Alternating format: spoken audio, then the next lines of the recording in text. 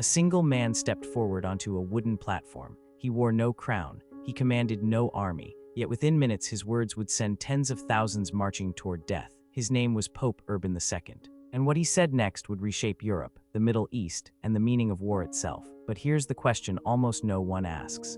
How could one speech convince ordinary people to abandon their homes, cross continents, and die in lands they had never seen? And more unsettling still, why were they so eager to listen? The answer lies not only in faith, but in fear, power, and a world already on the edge of collapse. Urban did something deliberate that day. He did not speak Latin, the language of scholars and clergy. He spoke in the language of the people. Every word was meant to be understood. He told the crowd that Christianity itself was under attack, that sacred lands in the East had fallen into hostile hands, that churches were being desecrated, pilgrims abused, and believers slaughtered. Jerusalem, he said, the city where Christ had lived and died, was no longer safe. Then he presented them with a choice: remain passive and watch their faith be crushed, or rise as warriors of God and reclaim what had been lost. But the true power of his message came next. Urban promised something no pope had ever dared to promise before: complete forgiveness of sins, not through prayer, not through fasting, but through war. Take up the cross, march east, fight for God, and your soul would be saved. For nights haunted by years of bloodshed, for peasants burdened by misery and guilt, for men desperate for meaning. This was irresistible. The crowd erupted. Deus vult. God wills it. Men tore strips of cloth from their clothes and stitched crosses onto their chests. Oaths were sworn on the spot. Lives were abandoned in an instant. Europe had crossed a line it would never uncross. But this moment was not spontaneous. Urban had been preparing it for months, because this sermon was not just religious passion, it was political brilliance. Urban wasn't speaking only to kings or nobles. He spoke to everyone: peasants, warriors, clergy, lords. Europe had spent decades tearing itself apart: feudal wars, rival kings, popes clashing with emperors, violence without purpose. Urban saw an opportunity others had missed: redirect the violence outward. Unite a fractured continent under one holy cause. Place the church at the center of power. And it worked. Letters were sent across Europe. Preachers carried the message from city to village. Rumors spread faster than armies ever could. What makes this moment extraordinary is this: Urban had no standing army, no vast treasury, no imperial machinery. All he had was an idea, a revolutionary fusion of pilgrimage, penance, and holy war. And that idea swept through medieval Europe like fire through dry grass. Within months, tens of thousands would abandon their homes and begin the long march east. Many would never return. Most had no idea what awaited them: starvation, sieges, massacres, miracles, and the creation of entirely new kingdoms. But the road to Jerusalem did not begin in Clermont. It began years earlier, in betrayal, in imperial collapse, and in a disaster that shattered the balance of power in the East. Because to understand why Urban's words mattered, why they worked, we must look beyond Europe, to a crumbling empire that once ruled the Mediterranean, to a single battlefield where everything went wrong, and to a defeat so catastrophic it made the Crusades possible.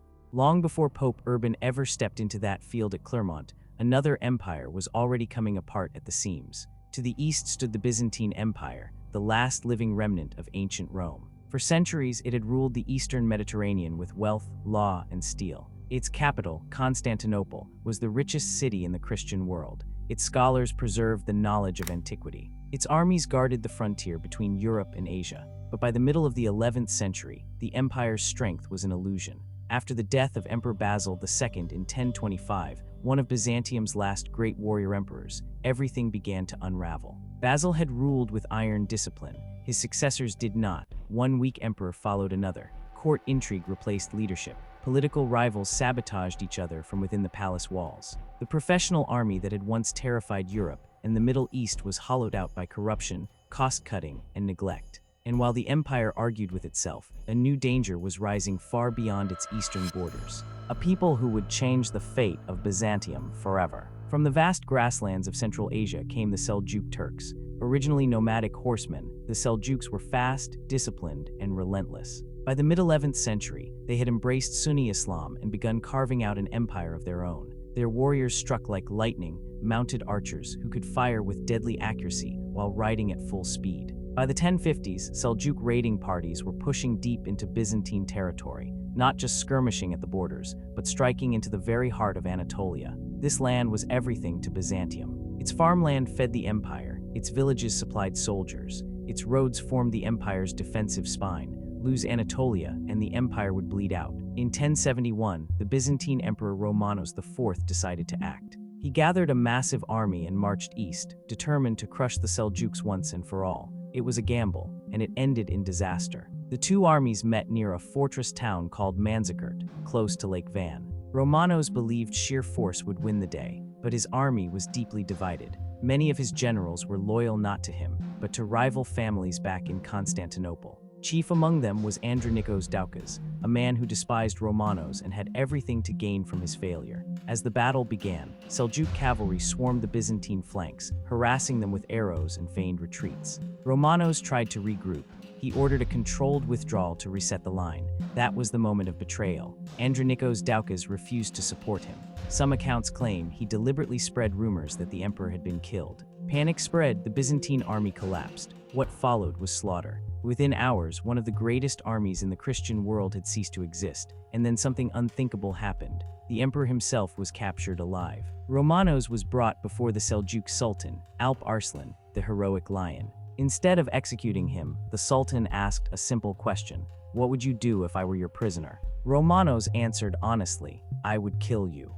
Alp Arslan laughed, "But I will not kill you." The Sultan treated him with respect, negotiated a peace treaty, and released him after only a few days. But Romanos' ordeal was not over. When he returned to Constantinople, he found that his enemies had moved quickly. He was arrested, blinded, a traditional Byzantine punishment, and sent into exile. He died soon after. The empire had devoured its own emperor, and with him, its future.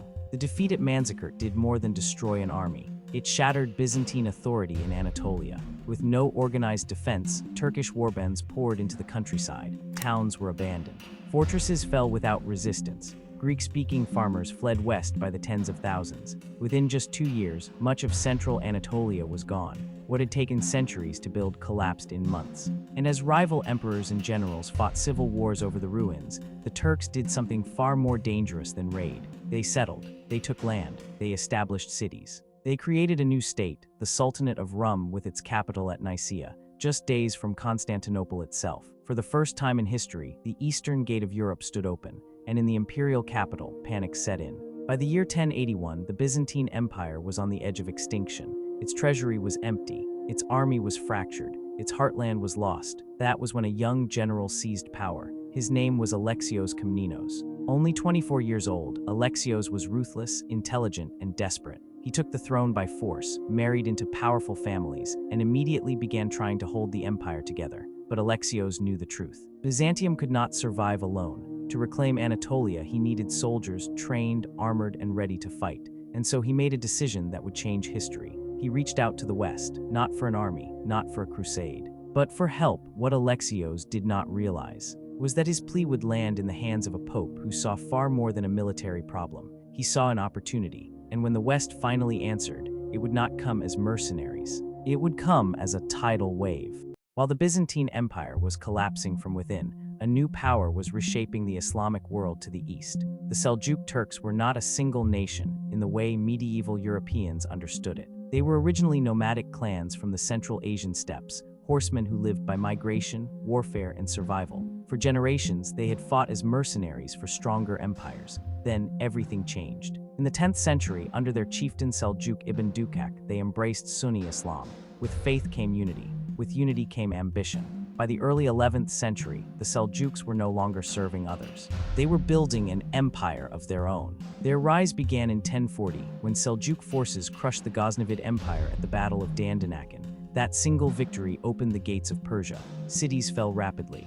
Ray, Hamadan, Isfahan. Then in 1055, the Seljuk leader Tughril Beg rode into Baghdad itself. This was no ordinary conquest. Baghdad was the spiritual heart of the Muslim world. The Abbasid Caliph still lived there, a symbol of religious authority even as real power had slipped from his hands. Tughril expelled rival factions, restored Sunni dominance, and was granted a new title, Sultan.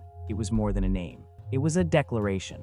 The Seljuks were now the protectors of Sunni Islam. Under Tughril's successor, Alp Arslan, the same man who defeated Byzantium at Manzikert, the Seljuk state expanded relentlessly. Armenia fell. The Caucasus trembled. Anatolia cracked open. But the true architect of Seljuk power was Alp Arslan's son, Malik Shah. His reign, from 1072 to 1092, marked the golden age of the Seljuk Empire. Under his brilliant vizier, Nizam al-Mulk, the empire built a vast network of religious schools, courts, and administrators. Sunni theology was standardized, law was enforced, order was restored to a fractured Islamic world. At its height, the Seljuk Empire stretched from the borders of China to the eastern Mediterranean. It was vast, it was powerful, and it terrified its neighbors, but beneath the surface it was fragile. The Seljuk Empire was not centralized. Power was divided among princes, governors, and military commanders known as atabegs. In theory, they ruled on behalf of the Sultan. In practice, they behaved like independent warlords. Unity depended on strong leadership. And when Malik Shah died suddenly in 1092, possibly poisoned, everything unraveled. Within months, his vizier was assassinated. His sons and brothers turned on one another. Civil war erupted across Persia, Syria, and Anatolia. The empire fractured. Aleppo fought Damascus. Anatolia drifted away from Baghdad. Local rulers seized independence. To the outside world, especially in Western Europe, this chaos looked like weakness, and that illusion would prove fatal. Jerusalem itself became a symbol of this instability. In 1073, Seljuk forces seized the city from the Fatimid Caliphate of Egypt. Though Christian pilgrims were still allowed access at first, the political shift alarmed the West. Diplomatic channels broke down. Reports of mistreatment spread. Stories, exaggerated or not, traveled faster than facts. To Pope Urban and his advisors, the picture was clear. The Christian East was vulnerable, the Muslim world was divided, and the moment was ripe. What Urban saw was not just a military opportunity. It was a chance to reshape the balance of power between church and crown, because while the East fractured, something extraordinary was happening in Rome. The papacy itself was transforming, and at the center of that transformation stood a radical idea, one that would turn faith into authority and authority into war. By the late 11th century, the greatest revolution in Europe was not happening on a battlefield. It was happening inside the church. For centuries, popes had struggled for relevance. Kings appointed bishops, emperors crowned popes. Rome itself was often controlled by powerful noble families who treated the papacy as a political prize. The so-called Vicar of Christ was frequently little more than a figurehead, but that was changing. And the transformation began in a quiet monastery in Burgundy. At the Abbey of Cluny, a reform movement took shape, one that demanded moral discipline, spiritual purity, and independence from secular rulers. These reformers believed the church should answer to God alone, not to kings or emperors. At the heart of their vision was a radical idea. The Pope should stand above all earthly power. This movement gained force under Pope Gregory VII, a man whose reign would permanently alter the balance of power in medieval Europe. Gregory believed that kings ruled only by God's permission, and that the Pope had the authority to judge them. That belief led to open war with the Holy Roman Emperor, Henry IV. The conflict became known as the Investiture Controversy, a bitter struggle over who had the right to appoint bishops. Gregory excommunicated the emperor. Henry marched on Rome and installed his own pope. Gregory died in exile, but his ideas survived. The papacy would never retreat again. Gregory's ideological heir was Pope Urban II. Elected in 1088, Urban inherited a divided church and a city still contested by rival claimants. Parts of Rome were controlled by an imperial-backed antipope. Papal authority was fragile, but Urban was patient. He traveled through France building alliances. He rallied bishops. He spread the reformist vision of a unified militant church. He understood something crucial. Europe's warrior class was violent, restless, and uncontrollable. Unless their aggression was redirected, it would continue to tear Christendom apart. Urban needed a cause, something universal, something sacred, something that only the Pope could authorize. In 1095, that opportunity arrived. Ambassadors from the Byzantine Emperor Alexios reached the West, carrying news of disaster in the East. They described Christian lands overrun, cities lost, pilgrims threatened, the Turks advancing unchecked. They met Urban at the Council of Piacenza. The emperor's request was modest: a few thousand trained soldiers, mercenaries to help reclaim lost territory. Urban listened carefully, and then he saw what Alexios could not. This was more than a military plea. It was a chance to unite East and West under papal leadership, a chance to assert supremacy over kings and emperors, a chance to channel Europe's violence into a holy mission. Urban would not send mercenaries. He would launch a movement. That November, Urban traveled to Clermont. Officially, the council was called to reform clergy and strengthen church discipline, but the real purpose was revealed on the final day. When Urban stepped into the open field outside the city, he did not speak as a diplomat. He spoke as a prophet. He framed the conflict in absolute terms: good against evil, faith against corruption. He demanded that Christians stop killing each other and take up arms for God, and then he made a promise that changed everything. All who took the journey, not for wealth or honor, but for devotion, would receive full remission of sins. This was unprecedented. War had become a sacrament. Violence had been sanctified. Urban had fused salvation with conquest, and Europe responded with fanatic intensity. What followed was not controlled, it was explosive. Preachers carried the message far beyond the church's reach. Rumors spread that the end times were near, that Jerusalem's liberation would bring Christ's return. Men, women, and children packed their belongings and set out east without waiting for permission. The church had lit the fuse, and it could no longer control the fire. The first wave of the crusade would not be led by kings. It would be led by faith, raw, desperate, and dangerous, and it would spiral into chaos. Pope Urban had envisioned an army of disciplined knights, led by nobles, marching east under the banner of the cross. That is not what happened. What came first was something far more dangerous. It was spontaneous, uncontrolled, and fueled by apocalyptic belief. History would later call it the People's Crusade. In the months after Clermont, rumors spread like wildfire. Many believed the journey to Jerusalem was not just a war, but a test before the end of the world. Preachers claimed that God would guide the faithful and protect them from harm. One man in particular became the face of this movement: Peter the Hermit. He was no knight, no general, no bishop. He was a gaunt preacher riding a donkey, dressed in rags, carrying nothing but a cross and a message. God demands action, God demands sacrifice, and God demands it now. Thousands followed him: peasants, laborers, women, children. Many had no weapons, few had supplies, almost none had discipline. They marched east in the spring of 1096, months before the official crusading armies were ready. And from the very beginning, the march descended into violence. As these crowds moved through the Rhineland, they encountered Jewish communities that had lived there for generations. To the Crusaders, these people became targets. Inflamed by sermons and rumors, mobs attacked Jewish towns in Speyer, Worms, Mainz, and Cologne. Entire communities were slaughtered. Families were given the choice of forced conversion or death. These were not battles, they were massacres. The church would later condemn the violence, but at the time, it did little to stop it. The idea that war in God's name erased sin had already taken hold, and it would not be contained. By the time the People's Crusade reached Byzantine territory, they were starving, unruly, and dangerous. Emperor Alexios was horrified. This was not the professional army he had asked for. It was a human flood. Unable to control them, Alexios ferried the Crusaders across the Bosporus as quickly as possible, hoping to push the problem out of his lands. It was a fatal mistake. In Anatolia, the Crusaders marched straight into Seljuk territory. They had no scouts, no supply lines, no understanding of the enemy. Near the town of Sivtat, Turkish forces waited. The Seljuks did not charge, they surrounded. Mounted archers cut down the Crusaders from a distance. Panic spread, men ran, children screamed. Thousands were killed in hours. The People's Crusade ceased to exist. Peter the Hermit survived. Most of his followers did not. It was a brutal lesson. Faith alone was not enough. When news of the massacre reached Europe, it did not stop the crusade. It intensified it. Now the warriors came, knights hardened by years of violence, lords seeking land, honor, and salvation, armies funded, supplied, and led with purpose. This was the force Urban had envisioned, and in the summer of 1096 it began to move. Multiple armies set out from across Europe, from France, the Holy Roman Empire, Italy, and beyond. They would march separately but toward the same destination, Jerusalem. What awaited them was hunger, betrayal, and war on a scale they could not imagine. But against all odds, they would succeed. And when they did, the victory would shock the world. Because the capture of Jerusalem would not be remembered for its triumph, it would be remembered for its blood.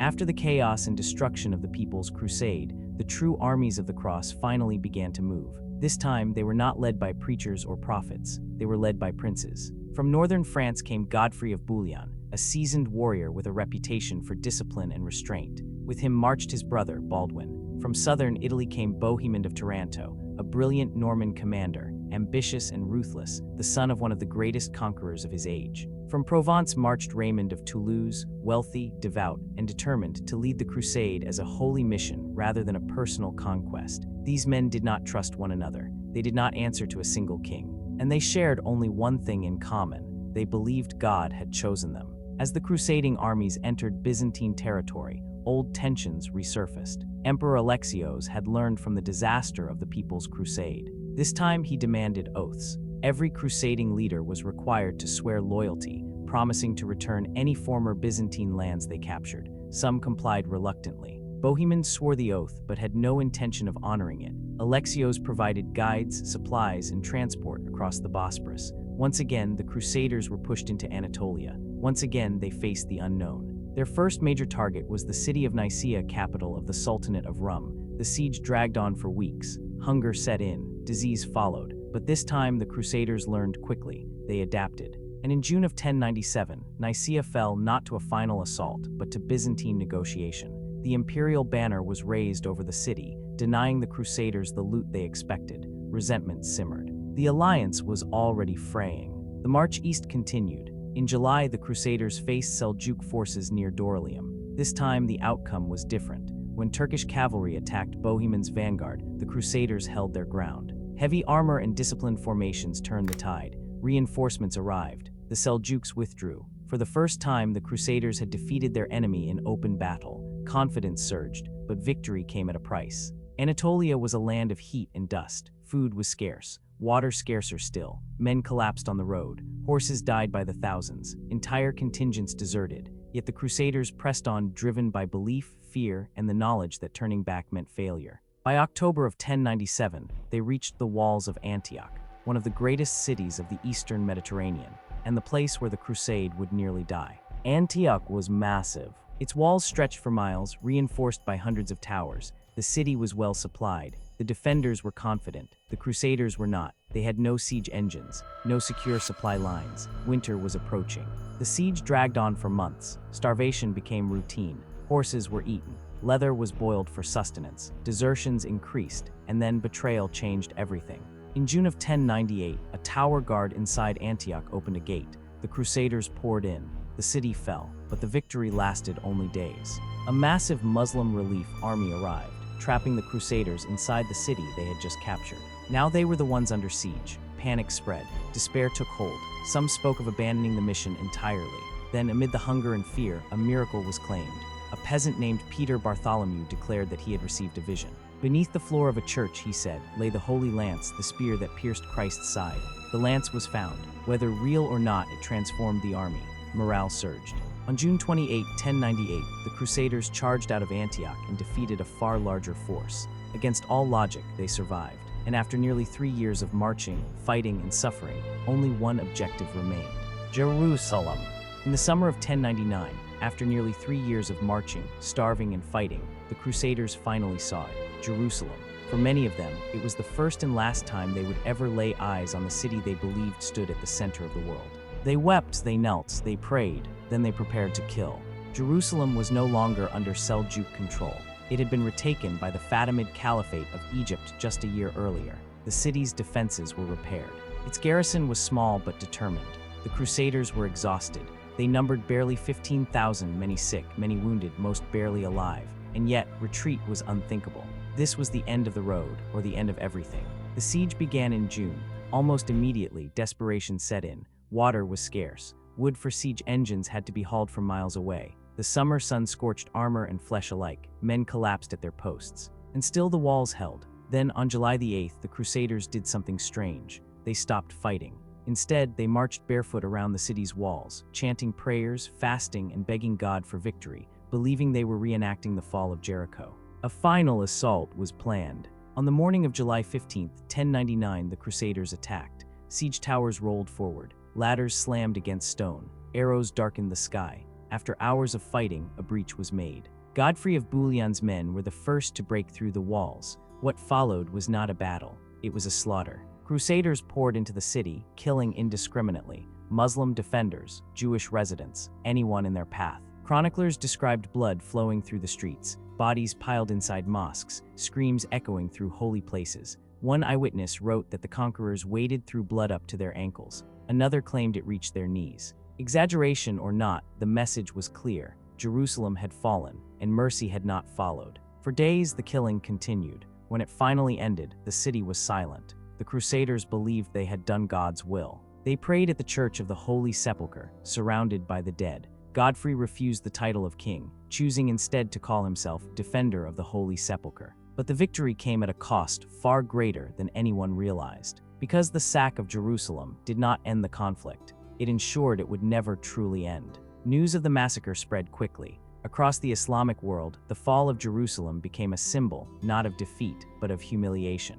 A wound and wounds fester. The Crusaders established new states: Jerusalem, Antioch, Edessa, Tripoli. They believed their work was done. They were wrong, because the response was already forming. And from the ashes of defeat would rise leaders who would dedicate their lives to undoing what happened in 1099. The Crusades had achieved their goal, but they had also guaranteed that war would return, again and again. In the years immediately after Jerusalem fell, the Islamic world did not respond with unity. It responded with shock. The speed of the Crusaders' victory and the brutality that followed stunned rulers from Cairo to Baghdad. Jerusalem, a city sacred to Islam for centuries, had been taken by foreign armies from lands most people had never heard of. At first, Muslim leaders blamed one another. The Fatimids blamed the Seljuks. The Seljuks blamed their rivals. Local governors fought to protect their own territories. The Crusader states were seen not as an existential threat, but as temporary intruders. That miscalculation would cost decades. The Crusader kingdoms were fragile, isolated, and vastly outnumbered. They depended on constant reinforcements from Europe. Their rulers governed over populations that did not share their language, religion, or customs. Castles dotted the landscape, but beyond their walls, hostility simmered. Raids became constant. Borders shifted yearly. What had begun as a holy victory slowly turned into a desperate struggle to survive. And while the Crusaders fought to hold what they had taken, a new idea was spreading across the Islamic world. An idea that mirrored the very force that had brought the Crusaders east: holy war. The concept of jihad was not new, but for generations it had taken a backseat to politics, dynastic conflict, and survival. Jerusalem changed that. Preachers began speaking not of local disputes, but of a shared humiliation and a shared duty to reverse it. Slowly, painfully, unity began to form. The first man to truly challenge the Crusader states was not a sultan or a caliph. He was a warlord, Imad ad-Din Zengi. Ruling from Mosul and Aleppo, Zengi was ruthless, ambitious, and deeply aware of symbolism. In 1144, he captured the Crusader state of Edessa, the oldest and weakest of the Latin kingdoms. It was a shock to the Christian world. For the first time, the Crusaders were losing ground, and Europe panicked. The fall of Edessa triggered the Second Crusade. This time, kings answered the call: Louis VII of France, Conrad III of Germany. They marched east with massive armies and failed spectacularly. Poor planning, internal rivalry, and effective Muslim resistance destroyed the crusade before it achieved anything of value. The myth of inevitable Christian victory was shattered. And in the Islamic world, confidence surged. Out of this momentum rose a leader unlike any before him: Salah ad-Din Yusuf ibn Ayyub, known in the West as Saladin. He was not just a warrior, he was a unifier. Saladin brought Egypt and Syria under one rule. He restored Sunni authority. He framed the struggle against the Crusaders not as conquest, but as moral obligation. Unlike many before him, Saladin understood restraint. Where the Crusaders had slaughtered, he negotiated. Where they had ruled by fear, he ruled by legitimacy. And when the moment came, he struck. In 1187, at the Battle of Hattin, Saladin destroyed the Crusader army. Jerusalem fell soon after, but this time there was no massacre. Civilians were allowed to leave. Holy sites were protected. The contrast was unmistakable. The memory of 1099 had not been forgotten. It had been answered. But even this did not end the Crusades. It prolonged them, because every victory and defeat hardened belief on both sides. Each generation inherited the grievances of the last, and Europe would not let Jerusalem go. Not yet. Not ever. By the time the dust settled over Jerusalem, the world had been changed forever. The Crusades were no longer about a single pope, a single city, or even a single army. They were about ideas. Ideas that could mobilize millions. Ideas that fused faith with power. Ideas that justified violence in the name of salvation. And those ideas left scars that would last for centuries. Europe emerged transformed. The warrior aristocracy had been redirected. Kings and princes gained legitimacy through holy conquest. Trade routes shifted. Knowledge, culture, and even spices traveled between East and West in ways that would reshape society. But the moral cost was staggering. Tens of thousands of lives were lost, peasants, knights, and civilians alike. Cities were burned, communities destroyed, and memory scarred with violence. The events of 1095 to 1099 became legend, feared, romanticized, and retold for generations. And in the Islamic world, a response was forged. Leaders like Zengi and Saladin created a legacy of resistance, unification, and strategic brilliance. They remembered the terror of the Crusaders and dedicated themselves to preventing it from ever happening again. And yet the cycle repeated. The Crusades did not end with Jerusalem. They continued for centuries. Each conflict, each siege, each battle carried the echoes of that first sermon at Clermont, all because one pope saw an opportunity. An opportunity to unite a fractured Christendom, an opportunity to assert papal authority, an opportunity to fuse faith with war. And in doing so, he lit a fire that would burn across Europe, the Middle East, and the Mediterranean for 200 years. Today, we look back on those years and ask, what drove men to leave everything behind? Was it faith, fear, ambition, or desperation? And how could one man, a pope in a wooden pulpit, change the course of human history so profoundly? The truth is, history is rarely simple. It is shaped by ideas, by mistakes, by ambition, and by opportunity. And sometimes, it is shaped by a single voice shouting in a field, Deus vult, God wills it. A cry that once set the world aflame, and whose echoes can still be heard today.